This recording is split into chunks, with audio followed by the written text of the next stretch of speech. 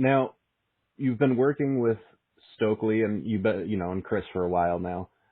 I'm always kind of curious, is it hard for you not to crack up at some of the stuff that Stokely just spits out? Because Yeah. you never know what that guy is going to say.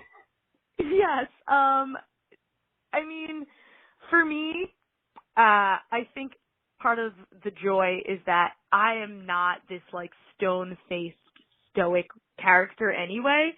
So if he says something ridiculous and I let a little giggle out, like that's genuine and I don't have any shame in doing so.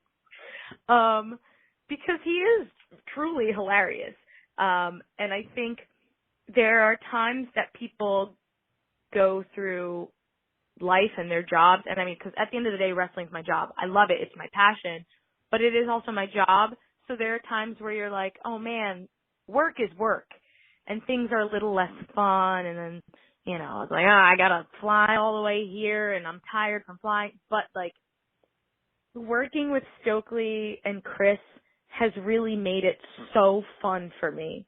Like, I have genuinely had so much fun every week showing up like, what are we going to do? What are we going to do this week, guys? What's going on?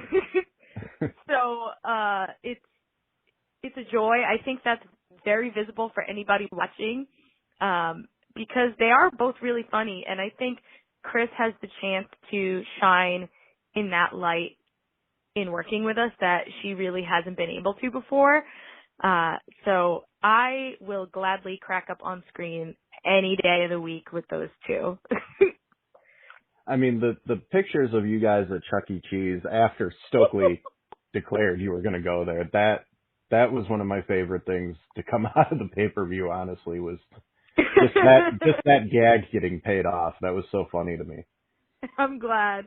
I think it's really also entertaining to have, like, social media. We, before we started recording and we're logging our conversation, we had a little talk about how social media can be so toxic sometimes. But I think it is fun to add a different level of like storytelling and like adding to the show through it, because I could go in there and just be like, watch Dynamite tonight. But we're connecting things that like we did on the pay-per-view or things we said, and we're adding another layer to our friendship and our group. And we're trying to take a place that can sometimes be like a garbage dump without any humanity and just make it as fun as possible.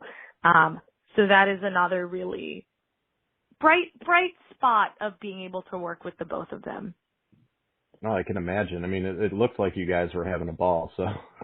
And I know so many people who got a kick out of that too, because I mean, I don't know how much you keep up with like wrestling media online, but you are legitimately like one of the favorites among the people who do what I do. Oh, so, well, thank you. but what was so fun was seeing all these people I know, like peers and colleagues and stuff, kind of marking out over you guys at Chuck E. Cheese of all places. Like, that was just such a fun little thing. There was, like, I think we had a little bit of fear. We were like, well, what if there actually are a lot of kids? And it's very weird because you don't want to walk into that environment and take away from what they're doing. But luckily we went during, like, school hours.